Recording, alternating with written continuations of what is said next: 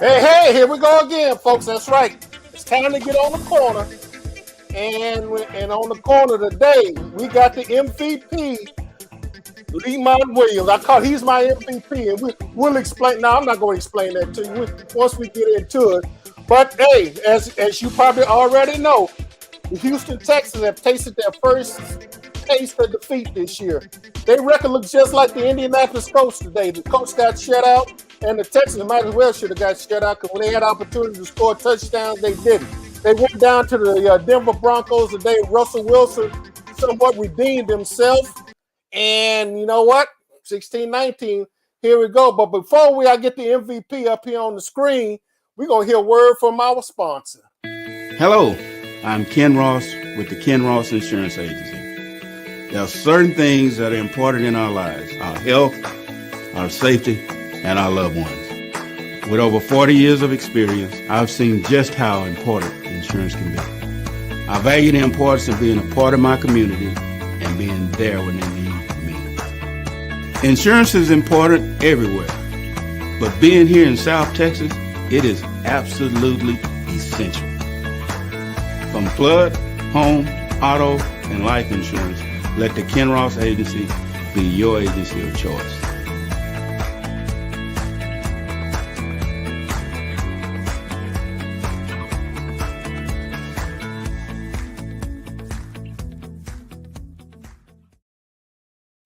Yep, that's right, folks. The Ken Ross Agency, 281-235-5935. Yeah, fine. But anyway, he'll be running back again. But before we get further down in here, let me bring the MVP in. He was down in Beaumont last night. And come on, let's see, add him to the. There he is. There he is. Howard University's finest. Go Bisons. There he is. Lemont Williams. Lemont, welcome to the corner, man. How's everything going?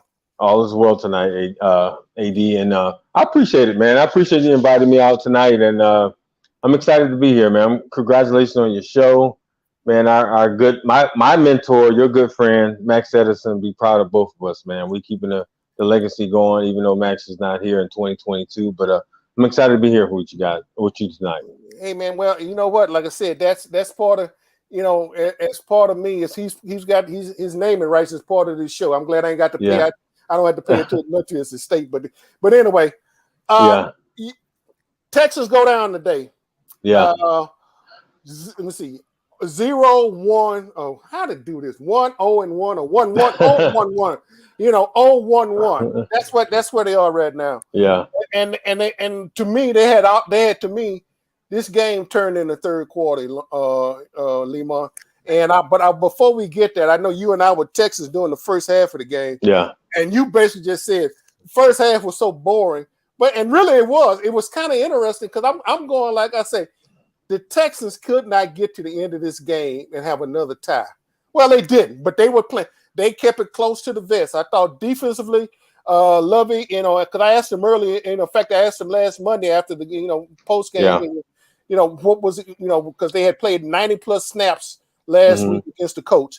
Then they had to turn around this week and have to go up to Mile High. And he said, we're going to do some rotation. I thought the rotation defensively wise worked out. And I thought the defense, to me, they busted some tackles. But, it's like everybody say. They pay those guys, the 11 guys on the other side of the field, they pay them, they get a check on Monday just like everybody else. So you expect that. Your comments, what was your initial comments after the game today? Well, AD, I fell asleep in the first half. It was. And be honest with you, it was one of those situations, man. I fell asleep. I woke up at halftime and I realized it still wasn't a game. The Texans came out very still offensively. I thought offensively in the first half they wanted to establish the run game with DP and Pierce, and they wanted to get things going, but it just felt like offensively they couldn't figure it out. It just wasn't a flow. And I love Pep Hamilton. I love Pep. Yeah. Pep is a Howard Bison guy. I'm a Howard Bison guy. But it just felt like offensively they were stalling out. Defensively kept them in the game for the most part. They wanted, Russell Wilson and the offense for the Broncos wanted to attack the DBs early and often. And I really thought they wanted to go against the rookie cornerback and Stingley. Yeah. Stingley was attacked early on, and it just felt like the Broncos offensively want to establish a passing game, which opened up their running game, and it just felt like the Texans offensively couldn't match that energy in the first half. Second half, it's a whole different story. Texans finally tried to get going in the second half. Unfortunately, they lost the game, but it just felt like the Texans didn't have an offensive balance, and we saw the results. Another loss. Yeah. Well, their first loss. The first loss. And here's the thing. People have asked me since about June, July, is Davis Mills the person? I said, I don't have the same. Let's put it like this. He's not Deshaun Watson, so we know that off the bat. He's not Deshaun. Yeah. We're going to probably be looking at another draft pick if things don't pick up real quick. But I thought that what he showed at the last part of the season, and then the fact that Pep would be called, he's a person in charge with play calling and everything. I thought we see some things drastic improvement.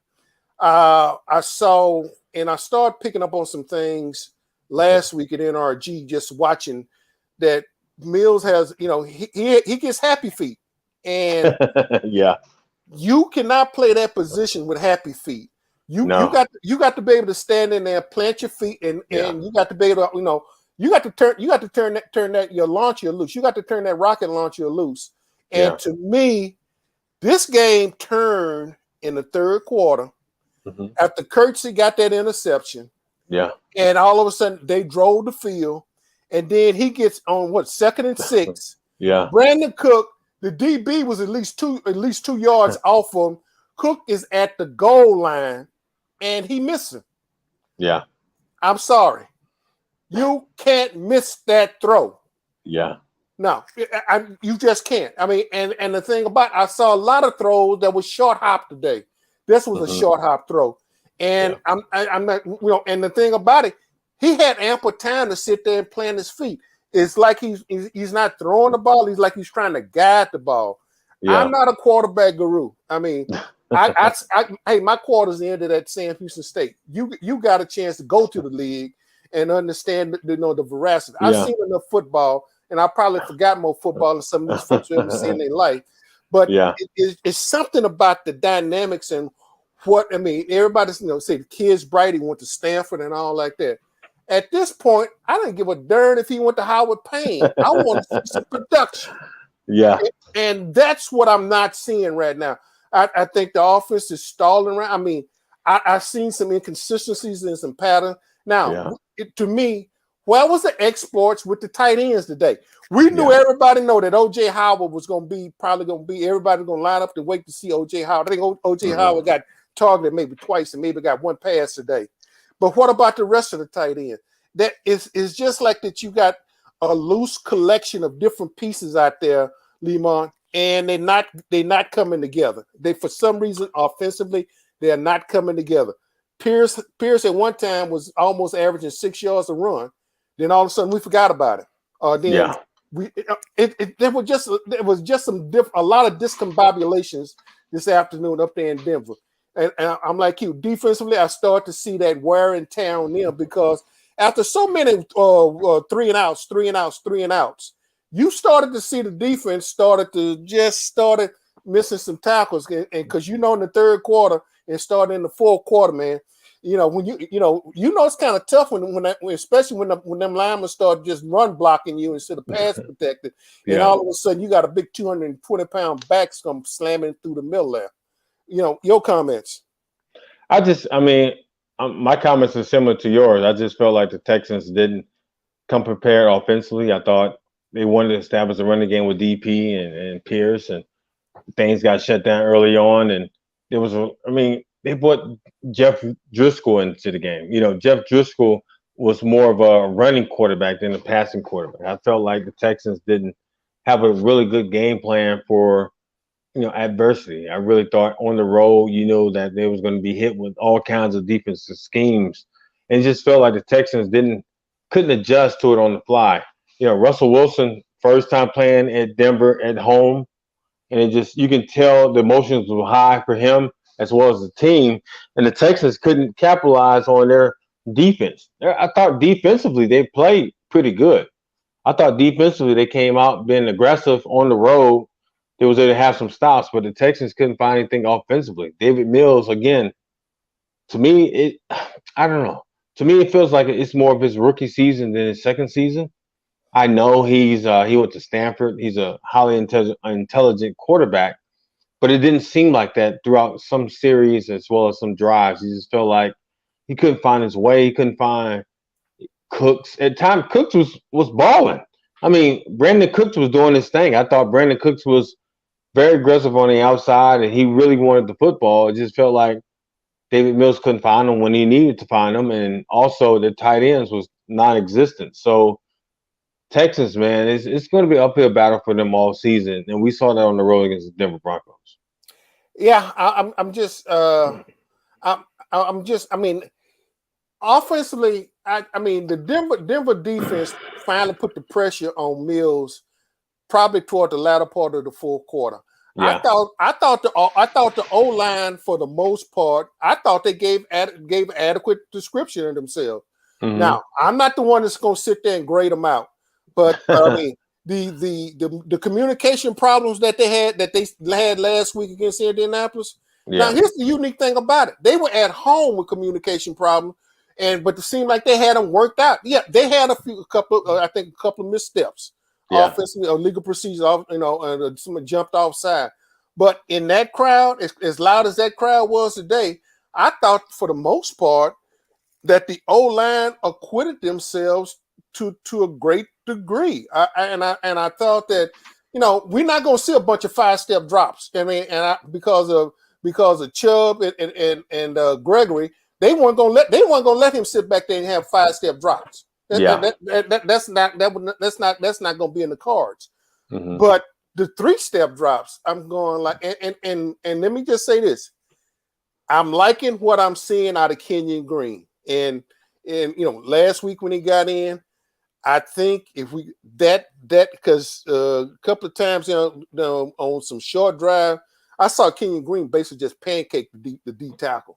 I mean, he just mauled it, and I think that's what you're going. I mean, I would like to see that going all the way across, but I know that's not that offensive line's personality. And mm-hmm. That's just one thing on my list that as I was going down my list and everything, I just want to just a quick shout out to Kenyon Green. Hey rookie, keep going. Because he's got what 15 more games to go. Yeah, and like I say, he didn't start, but that's okay. He didn't start, but he finished. And so the tackles, I thought Larry Tunsil and I thought for the most part they held up good on the Gregory and Chubbs. I thought that but I'm just trying to figure out. Like I said, if you play on the Pep, mm-hmm. Pep, you probably got a feel better feel for Pep than a lot of even some of the players. Yeah. What do you think? How get inside of Pep and what he's trying, or what was he trying to do, or what he's trying to get established? AD, that's a really good question and a tough question in the same thing. So, being the fact that I played under Pep and the fact that Pep, offensive coordinator Howard, now he's the offensive coordinator of the Texans. To me, my personal opinion, I just felt like it was very conservative offensively. I think they waited too late to go down the field, try and attack the Broncos secondary. At times, I just felt like there wasn't a sync. It just felt like the play calling didn't have a flow to it, if that makes any sense. Yeah. It just felt like at times, Texas went out there to see what was open. The options that wasn't open, and they went 3 and out. It just felt like, I don't know. I know Pep is a better offensive coordinator than that, but sometimes I think the game dictates and your record dictates how you play call going forward. It just felt like Pep wasn't in sync offensively early on in the first half, and they was trying to play catch up in the second half. Once the Broncos got on the scoreboard, things got going because it was 6-3 at halftime. Yeah, or 6-6 at the half. Yeah, 6-6 at halftime. And when the Texans, go ahead. No, go ahead. I was saying when the Texans finally realized they was in the ball game, it was too late. So that was it. Yeah, like I said, I not to beat the dead horse, but the horse is already dead, shot. They already making glue out of it. But that to me, the Texans don't take advantage of their turnovers or their takeaways. Yeah. Last week, and it was interesting. The Texans got 2 kickoffs that was kicked out of bounds. That means you get the ball at the 40-yard line. That means you only have to go 60 yards to pay dirt. And both times last week, they didn't get zilch out of it. Then again this week, they got down, and when they got the ninth, when they broke the tie, which should have been a touchdown, but to me, that's when Mills miscooked on the goal line, and you just opportunities when opportunities in the NFL doesn't come, they come sparingly because. You got guys on the other side that's trying to do the same thing you're trying to do. They're trying to win. The question is, and this is a question moving forward that I would like to get your input on.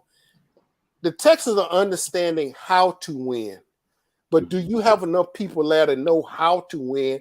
I'm talking about inside the locker room that can just keep moving and turning this thing around. Honestly, my first opinion on that is no. I don't think the Texans have enough veterans, enough leadership in the locker room to be able to overcome situations like the Broncos game, as well as the tie game in week 1. It's going to be an uphill battle, no doubt, AD, throughout this whole season for the Texans. I really believe that Texans are going to struggle.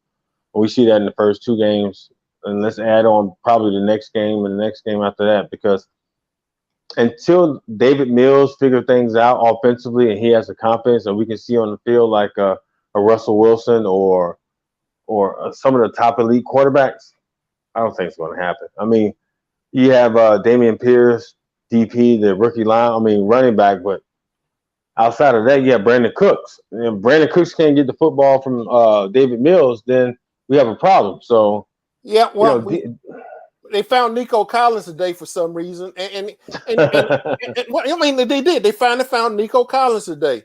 It's almost like each week. Okay, we know there's Mills and Cook. We found OJ Howard last week.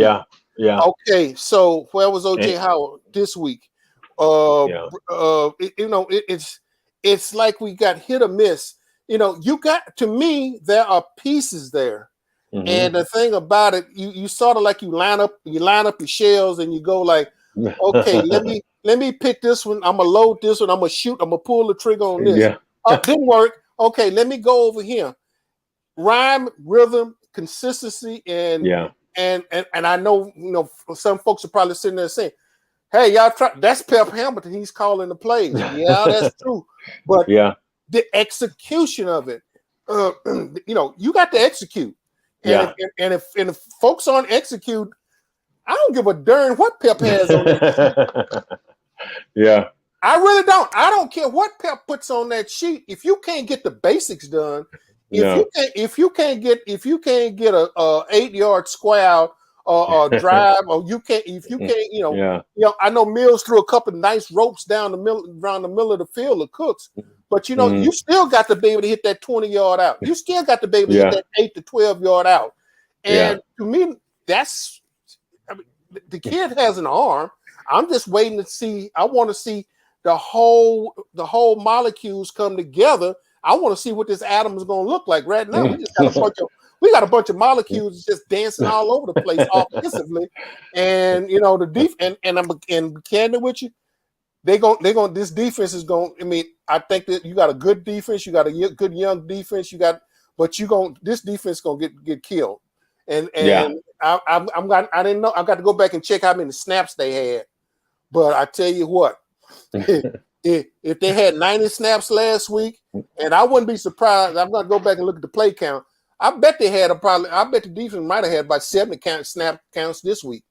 Yeah. And let's face it, they got to go to Soldier Field next week. And now, and you and I both know that. I mean, it's not like that's some historical and some significance going back to Soldier Field, with Super Bowl and everything. Yeah, that's going to be the story up and playing up in Chicago and everything. And then what he's going to be bringing. But it's going to be interesting, guys. It's going to be interesting what what they're going to be able to put together this week. As we get to hey, I tell you what, before hold that point, let me get another call from our sponsor here, and then we'll come back. Hello, I'm Ken Ross with the Ken Ross Insurance Agency. There are certain things that are important in our lives: our health, our safety, and our loved ones.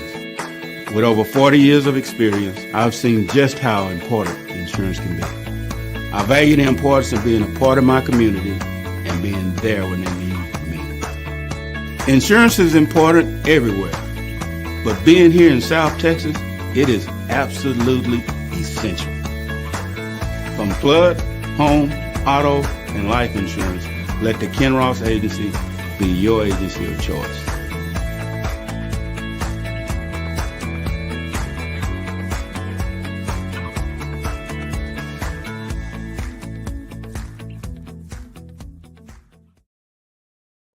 That's right, folks. Ken Ross Agency, 281-235-5952. Calling for all your insurance needs, because I tell you what, he done got a bunch of my money for premium. you big time. You got sponsorships, man. You big time. Well, hey, man, you know what? Like, hey, Max is probably sitting up there going like, hey, big fella. You know, well, let's put it like this. I'm keeping it clean right now.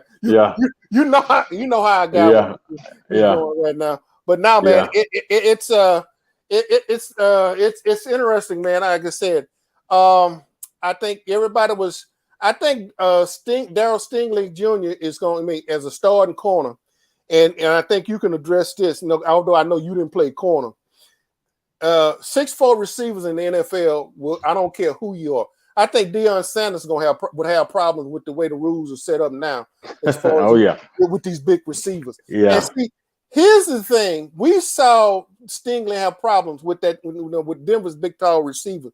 Mm-hmm. We got tall receivers too, and I guess we seeing what other teams doing to exploit our defense, and I guess we all sitting back waiting and wondering, okay, can we do this to somebody else? Yeah. Okay, can we exploit them like they're exploiting us or trying to exploit us?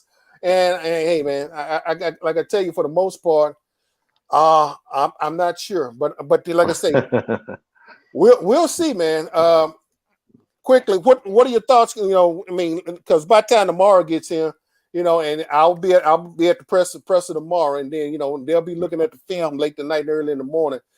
Going into Chicago, is it anything in Chicago that just scares you, anything like that? It's the Bears. In general, on the road, like you said, the storylines, Lovie Smith going back to the franchise he led to the Super Bowl, and Chicago's on the upswing. They have a new quarterback, second-year guy. Offensively, they're trying to figure things out. As we speak right now, they're playing the Packers on Sunday Night Football. Yeah, so absolutely. So we're gonna see how they play that thing out, and if they get a victory, they're gonna go into next week with a lot of confidence against the Texans, a team that's 0-1-1. So it just feels like offensively, the Bears is going to bring their offensive punch. It just feels like the Texans, without any offensive play, honestly, AD, I don't see the Texans winning a lot of games, especially against the Bears on the road. Because they got to impose their will on the road. I thought I was going to see that against the Denver Broncos today. Man, it was out of sight, out of mind. It just felt like David Mills was still trying to figure his way out through things like it was preseason. And it just showed, man. It just a lot of confidence was lacked. Defensively, they put up an effort, but offensively, they don't put up any points. You can't win the games. No, and really, you almost expecting, you almost waiting for the defense to score. And let's face it, it's tough in this league to get a defensive touchdown. It's bad enough to try to create a fumble and then either a takeaway or an interception. But then, I'm stopping you, I'm holding you, I'm doing everything. I get a takeover, I give you the ball, and that series in that third quarter when they went through a series about 4 3-and-outs, and you sit there and you just sort of go like, and you and I both know the way this game is played. It's the score is kept by team. and there are three phases of you got your special team, you got offense and defense. It seemed like special team, because I thought the punter today, if we had to give a game ball out, we need to either give it to a Fairbairn or the punter, because he was averaging. I think his average was about about 64 yards in the kick. I mean, he was having a field. He was having a field day in that Mile High. I mean, they were pinning it. They were giving the. He flipped the field on the Broncos on several times when the Texans, couldn't get the ball out of their own end, and he flipped the field just on this kicking game alone. So, but 2/3 of a unit doesn't get you a victory, and we seeing that today. We got to have all thirds working, and 2/3 of them working. In particular, the 1/3 is supposed to be producing your points, and they're not producing your points, and so I'm gritting my teeth and just and just hoping like the heck that this thing's gonna turn around. But closing comments from you, Lemon. And like I said, where are you next week, man? Because I know you were in Beaumont this past week. Where are they sending you this week, man? Well, I'm working ESPN Plus, and I got a game Saturday in Jackson, Mississippi. Jackson State versus Mississippi Valley State. So I'll be under Coach Prime, and excited to see that Jackson State Tigers team this season. Oh, okay. So will you get down there? Will you have to get down there by Thursday or Friday for y'all got a special? You get down there Friday? Yeah. You got your film crew going in there with you, man, to see Coach Prime, man?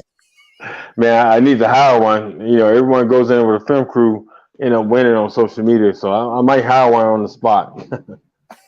Well, hey, man, like I say, hey, good luck on the broadcast. Good luck with everything.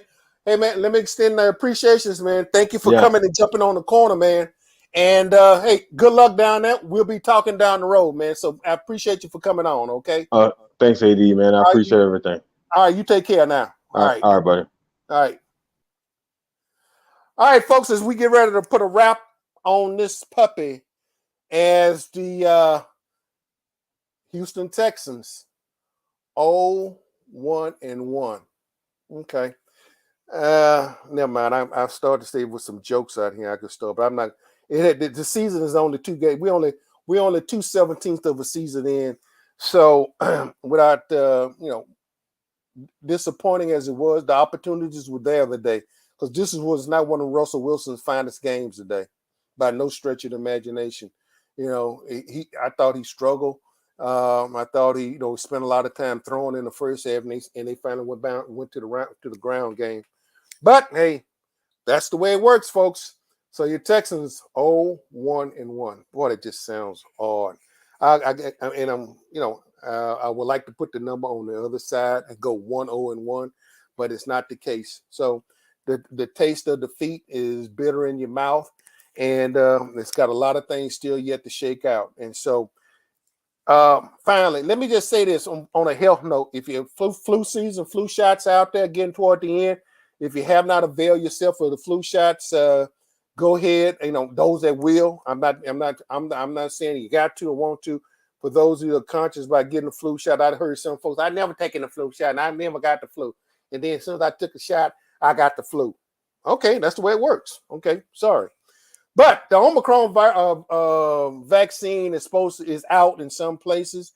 Those of y'all that didn't get the COVID shots or got them and got the boosters, well, the Omicron is supposed to be a combination of all thereof. And so they are out now. I would encourage you all that haven't gotten it to get it, and if not, to get it. But before I get ready to say goodbye, get one more. No, not gonna do it. Folks, be safe, be careful. Again, for those of you who have little children, I mentioned this last week. Polio, the disease polio is back on the rise. In this country, we had eradicated polio. For some reason, some of us don't think we need to have vaccines. Or just think that's your free will. But you know what? They still make iron lungs. If you don't know what an iron lung looks like, I think you ought to go Google it and see what what life he has to live like to live in an iron lung. And then you'll find out why it's important that we have eradicated polio. Okay, that's it. Without further ado, This is your man, Adolphus A.D. Moore. Wishing you, take care of yourself. Watch the kids next week in school. Ciao. Peace. That's it. I'm gone. The Texans next week go to Soldier Field. Hopefully they can just turn it around and go 1-0-1. Whatever. Hey, it's even messing me up. I'm out, folks. Check you later.